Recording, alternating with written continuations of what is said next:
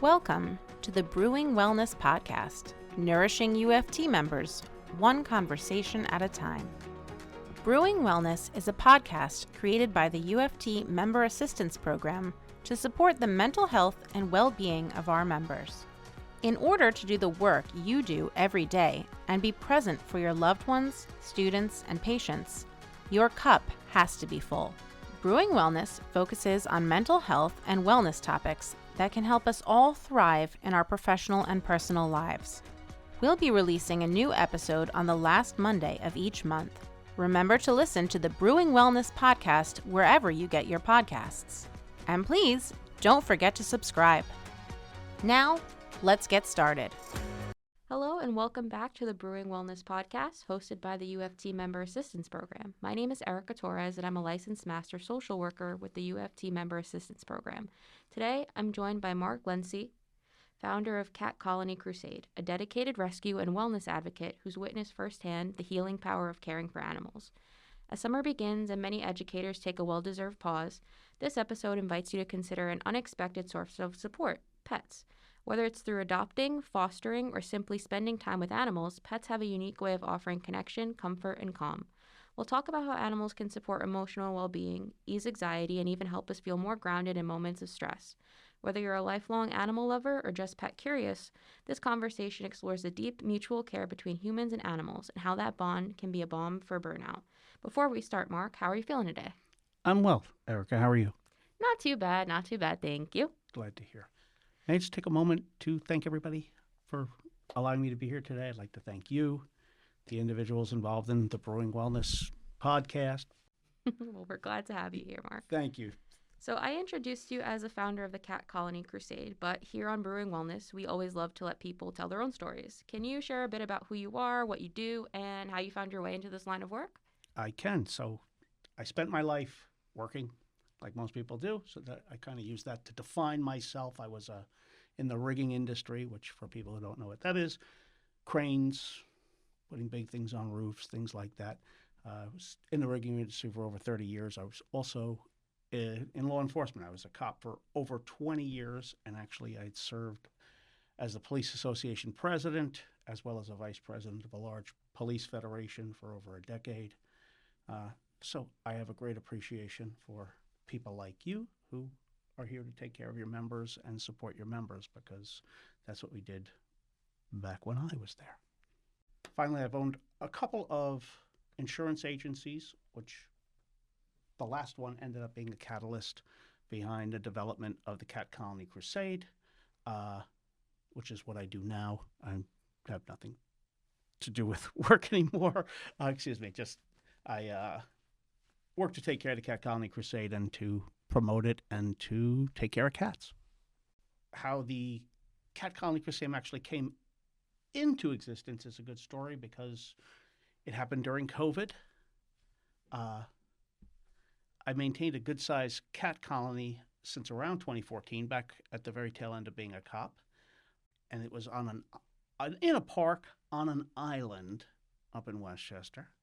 And most islands, it has very limited access. You can only get on or off it from a drawbridge.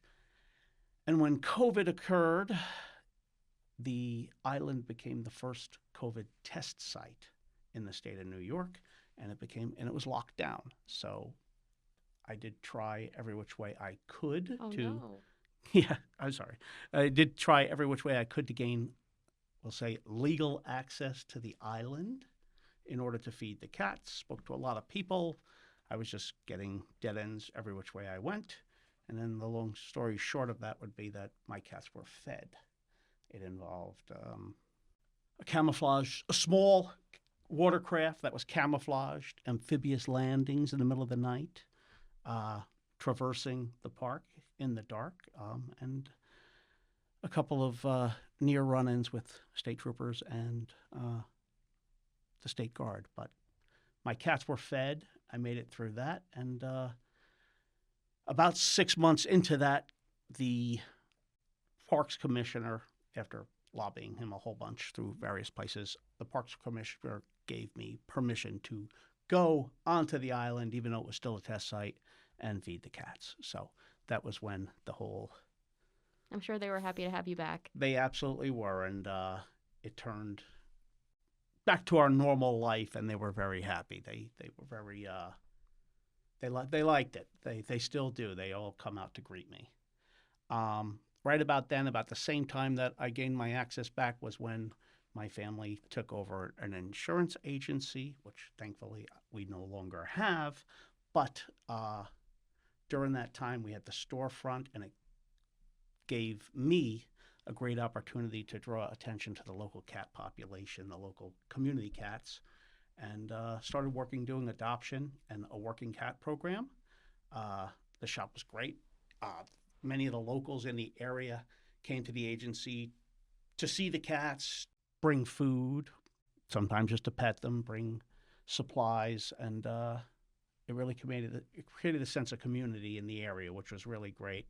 And when the business sold, I moved it back to a residence. That sounds great. I'm really glad that you're able to do this work. It's very important. Can you tell us a little bit more about the Cat Colony Crusade? If you had to walk me through a day in the life of, what does a typical day look like for you? A typical day is usually not very typical. Even using today as an example, on the way here, I had 3 different phone calls. But like most everything in life, atypical is the way it goes. On weeks we prepare for TNR appointments, our days involve observation, tracking, trapping, everything involved in the transportation of cats to a vet, fixing them, getting them checked up, and then the days following that, we have to do the aftercare and help them to recover before they either go to an adoption agency or are unfortunately, returned to the street. But as I said, it's usually not typical. I mean, a day is usually not typical. Only a month ago, I spent over a week searching 2 properties with another cat rescue, which is All Cats Lives Matter. And it was actually for some missing cats because a rather eccentric lady, but a cat lady, had been murdered. And Wow. she had a bunch of cats, and some were considered missing. So we spent a long time with heat signature cameras and everything like that, searching her 2 properties to try to see if there were any cats left or if they had actually escaped, which there weren't any cats left. They had actually disappeared in the midst of everything happening. But getting back to the norm of our day, as I said, as going back to the park story, we feed cats, we maintain cat colonies. But other than that, we have right now 25 cats in our rescue. It's down from last week from 27 cats because we sent 2 kittens to another rescue for adoption. But in the house, we have 3 cat rooms plus a 4th room, which is the basement, which contains the cages and the kittens.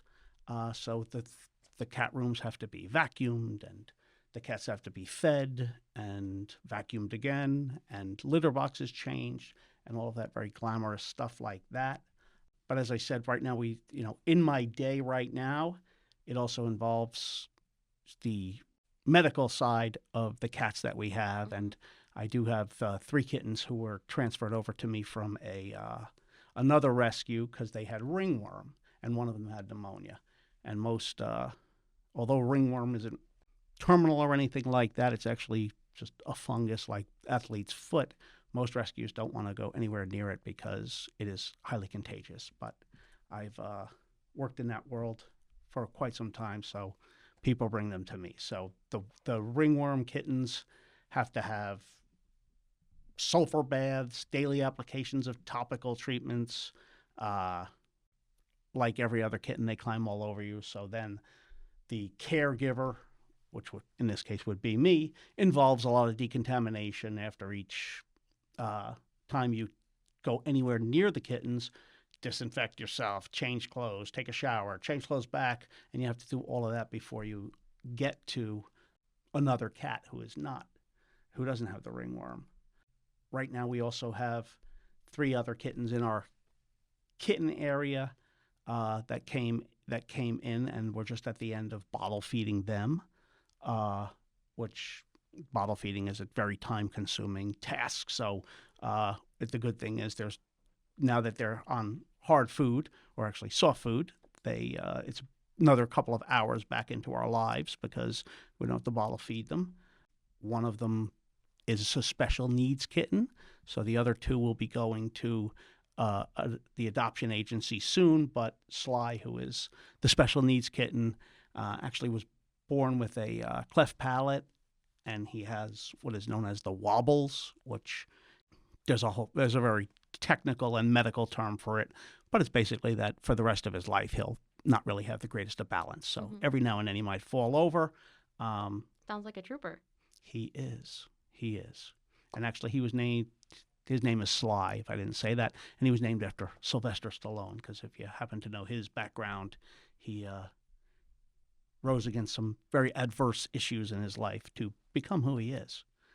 So to summarize it, lots of box cleaning, petting, socializing, vacuuming, laundry, garbage, recyclables, feeding cats. Very glamorous. All in a day's work, right? Yes. Well, as a clinician and a pet owner myself, shout out Bear if you're listening, I know that research has shown how animals can reduce loneliness, boost mood, and increase feelings of social support. Are there any moments that stand out to you where you saw animals make a real impact on someone's healing journey? There are a lot of instances I can reference because over the years we've actually adopted out over 500 cats. That's impressive.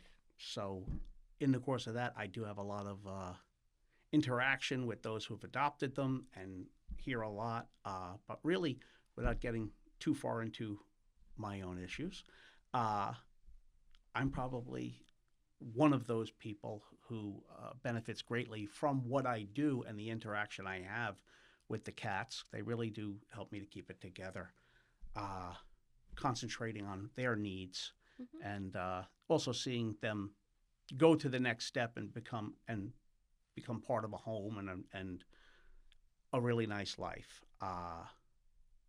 My best example of cats teaching, or animals, but cats teaching me something or helping me to see something better, goes back to the island cats that I spoke of before.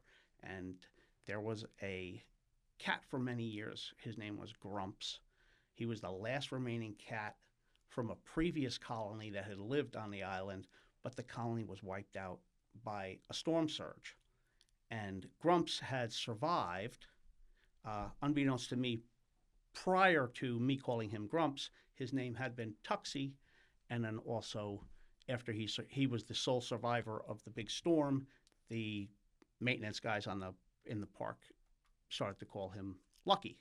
But going back to it, Grumps was the name I gave him because by the time I was around him, you could see he was an elderly cat. Towards the end of his life, he was blind or nearly blind and close to deaf, and you can tell that by your interaction with him. But he still functioned, and most of the reason he survived was due to a cat named Mao, and Mao was the alpha on the island. Mao was the beautiful tiger striped cat, beautiful lush fur, very larger than the average cat. But each time I would go there to feed, they would all come and wait, and I'd put the food down, and Mao would walk over, and he would then let Grumps come over and eat until Grumps was done eating. And Mao didn't eat. He just sat and watched and protected Grumps from everyone else who wanted to eat. And when Grumps was done eating his meal, Mao would let everybody else in, and then everybody would eat. It was amazing because most people would think in the wild, so to speak, that's not really the way it works. But here was the alpha of the colony taking care of its weakest. It just shows a level of compassion that you don't see in a lot of people and in a lot of places in the world. Eventually, I had to remove Grumps from the island, because he lost his ability to walk, and we had him put down euthanized. Oh, I'm so sorry. It is, but it's unfortunately part of the cycle. Yeah. Actually, after that, about a year after his departure from the island, Mao had abruptly disappeared. And just based upon my knowledge of him and what occurred on the island that summer, I have a feeling he sacrificed himself when a predator came onto the island because, you know, with all the respect of being the alpha comes the responsibility of protecting everyone else. So I consider myself very privileged to have been in the company of Mao because he was a true altruist. So They sound like quite the dynamic duo. they were. They were. Our members span all age groups. We have anyone from recent graduates to retirees, but the common thread is that every one of them has worked with youth in some capacity. How have you seen animals serve as a source of support across different ages? Animals are just a pillar of support across all ages, all demographics. Pets are the rock in the lives of so many people. They give them stability, support, and unconditional love. Actually, because you did give me the courtesy of asking questions ahead of time, I asked a few people who had adopted from me for some statements or things, and I just want to give you some examples of that, which is across different ages. I had George. This is 2021. In 2021, and I'll say George was a mature gentleman, did well for himself in his life, and so well that his favorite hobby was racing Indy cars, which is very dangerous and costs a lot of money. But he was in a very bad accident in 2020, and the doctors had to induce him into a coma for close to 5 months, and then he had the recovery.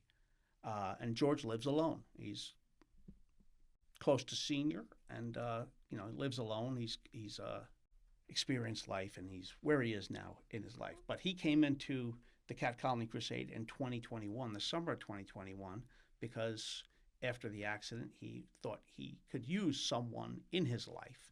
And when he came into the Cat Colony Crusade, George met Charlie, who's a former feral, and actually Charlie was facetiously referred to as the father of all cats because at the time we had done a lot of TNR work, actually not in the case of Charlie because we kept him, but a lot of TNR work in a neighborhood where, from talking to people, Charlie had probably fathered most of the neighborhood. So before we caught up with Charlie, we had to trap a lot of his kittens, and What a playboy Charlie is. he was. Thankfully, most, if not all, of his kittens all went to homes. And Charlie is a handsome, muscular tuxedo. But when George walked in the door, Charlie walked right up to him out of the crowd and just acknowledged him, and they kind of, their eyes met, and according to George, that was it. It was love at first sight. And I can go on from the 5 pages that George sent me describing his relationship with his best friend, Charlie. George believes their encounter, as I said, was love at first sight. They have a daily routine. It includes a lot of Charlie things, which sleeping on his pillow, waking him up every day at the same time, probably involving treats. They also enjoy Charlie's grooming time and Charlie's favorite TV shows, which includes the Giants games. Go Giants. Yeah. And George, even though he's a mature guy, still works from home. And Charlie tries to help him out with sorting papers on his desk. If you have a cat, they like to sort through papers. And also making sure that whenever George is on a conference call, that everyone knows that Charlie is there, whether he gets in on the video or just vocalizes. I'm sure Charlie steals the show, rightfully so. I'm sure he does. But in George's words, if I'm not feeling well, Charlie knows it. Whatever my mood is, Charlie knows it. He knows if I'm sad. He knows if I'm upset. He keeps me going each day. Charlie's my adopted son, and I don't know what I would do without him.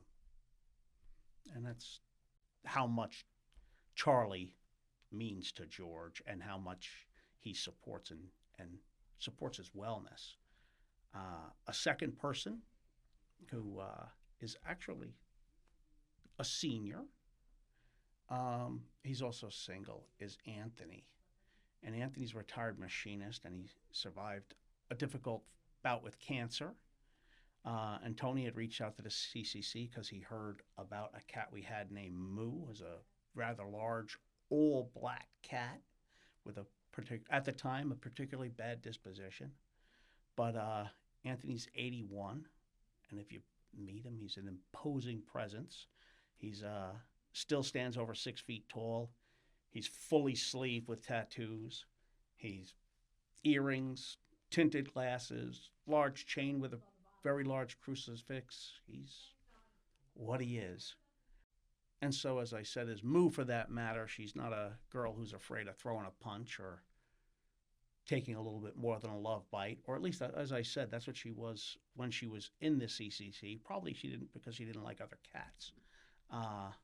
But she also was FIV positive, which that alone turns off many people who are interested in adopting cats. But Tony met Moo, found her to be perfect, and he thought her outbursts were rather endearing. And as far as the FIV, and this is a really, takes a big person to think this way, Tony didn't want a cat that would outlive him because he didn't want to leave her behind. So he was interested in her because she had FIV, and he didn't want her to outlive him, which I think is just a very thoughtful way of looking at things, because not everybody has that foresight or care. He's also one of my most, thank you. He's one of my most communicative adopters. So he sends me pictures of him and Moo and updates and everything. But he had just sent me the other day just something which he said, Moo is my lifesaver. She keeps me company. I love taking care of her. And I'm just so happy she's mine. I think everyone, and this was, I guess he was trying to promote us here, I think everyone should have a cat to come home to, especially if you live alone or if you're not well. I'm always happy to hear from Tony because he's always telling me all things like that. He helped Moo find her calm, and as I said, she's a whole different cat. And as I said, Tony has a really nice life now where he has someone who loves him. The last person that I'm going to just reference goes to a different age group, which is Emma. And Emma is in her 20s. And she's, although young in years, she's unfortunately experienced a lot of negative things in life and has experienced a lot of challenges. And Em had actually worked at the agency where we had the rescue, and she was always interested in whatever came through the door as far as the cats goes. And you could always find Emma while she was working at her desk, very often with a kitten or two on her lap, or climbing in her braids, or just playing with them while she was working. Em's a special lady. And she already had Evie, which was her cat from her teens, but then she adopted Sumu through the CCC. She now works from home now that the other agency shut down. And as she said, she relies heavily upon their companionship and support.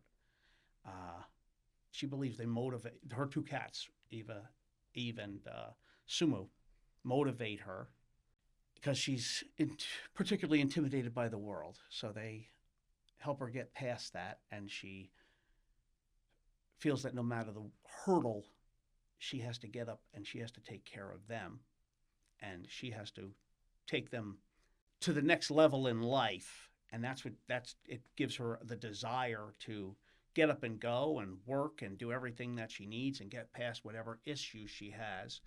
As she said, they're my sun on a gloomy day. They give me unconditional love and affection, and remind me that the world isn't always as bad as it seems.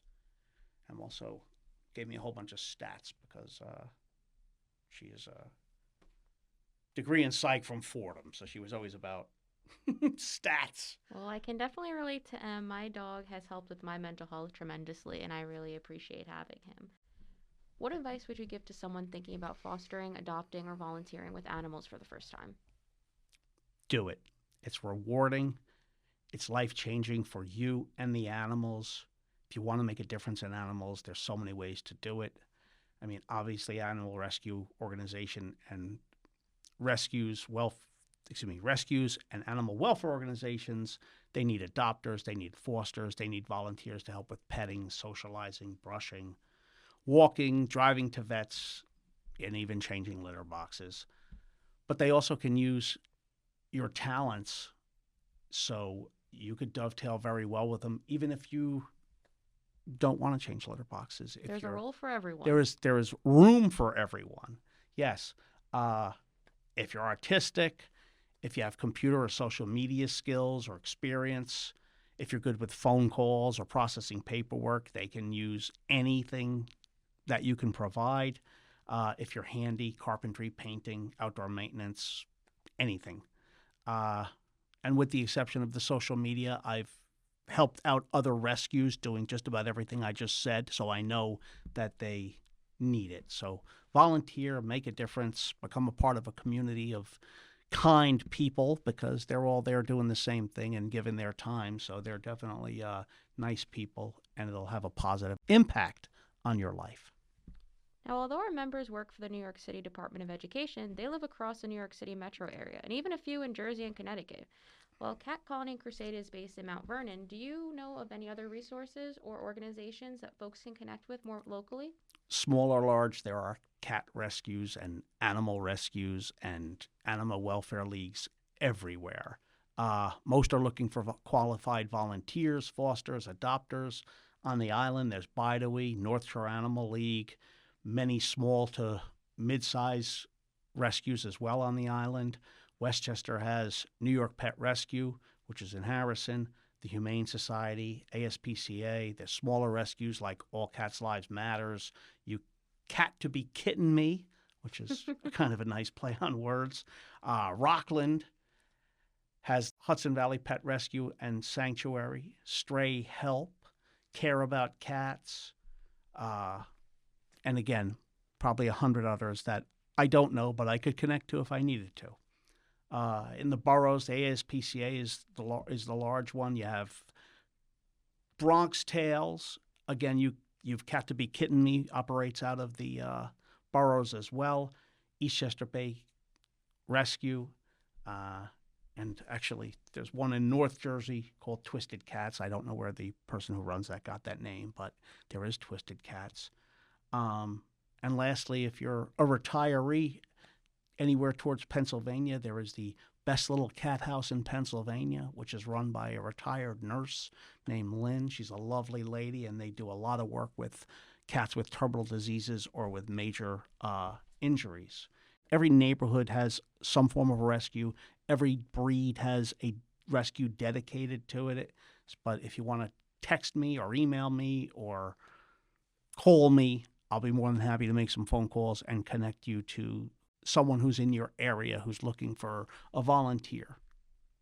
Well, everyone, go out there and play your part, please. But Marc, thank you again. Do you have any final words for our members or anyone else who might be listening today? Well, outside of just the animal rescue part, if you see an animal or a person in need being abused, please intervene. It makes a difference, and a life may depend upon it. Also, if you have any animals in your neighborhood that are strays, please work to get them fixed. And especially at this time of year, if you could put out some water or food, it's always helpful, because this is not a good time of the year to be outside for anyone, including animals. Spay, neuter, adopt, foster, love and be loved. Union strong. Be well, be safe, be organized. And thank everybody for listening. Once again, thank you for joining us for this episode of the Brewing Wellness Podcast, brought to you by the UFT Member Assistance Program to support the mental health and well-being of our members. If you are a UFT member, the Member Assistance Program can be reached at 212-701-9620 or by emailing mapinfo@uft.org. And once again, please don't forget to subscribe. Thanks for listening.